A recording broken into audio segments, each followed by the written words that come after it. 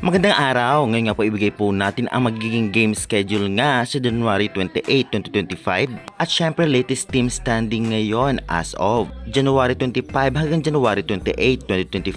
Kaya bago ang lahat guys ay nakikiusap naman po ako, please naman, road to 100,000 subscribers tayo. Huwag niyong kalimutan mag-like, comment, and subscribe and pa-hit the notification bell para lagi po kayong updated sa aking mga bonggang video about sa volleyball dito sa Pilipinas. Nakikiusap po ako, please naman pa-subscribe. Maraming salamat! Kaya syempre wag na po nating patagalin pa, ito na po ang game schedule. Unang maghaharap nga, Kremlin Cool Smashers versus NX Led Chameleon 4pm at ang venue po nito ay sa Pearl Sports Arena. Second game naman po, PLDT High Speed Hitters versus Signal HD Spikers 6:30pm.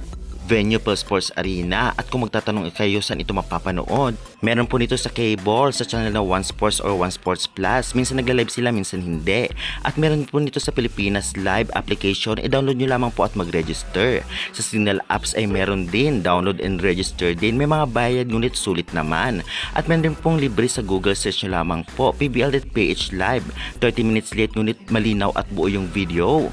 Ngayon naman po ibigay po natin ang latest team standing as of January 25 hanggang January 28, 2025. Narito po. Naunguna pa rin ngayon ang Petrogas Angel 6-1, Signal HD Spikers 5-1, Kremlin Cool Smashers 5-0, Cherry Tigo Crossovers 5-3, Chocomucho Flying Titans 5-3 at PLDT High Speed Hitters 4-3. Samantalang nasa rang 7 naman ang Akari Chargers 4-4, Sauce Coffee Thunderbirds 3-4, Farm Fresh Foxes 3-4, Galleries Tower High Racers 1-6, Capital One Solar Spikers 1-6 at NX Led Chameleon 0-7. Sa ngayon nga ay nasa top rankings nga ang Petrogas, Creamline, Cherry Tigo, Chocomucho at PLDT. At syempre andyan ang Signal, ngunit mababago pa to sa mga susunod na araw sa kanilang laban.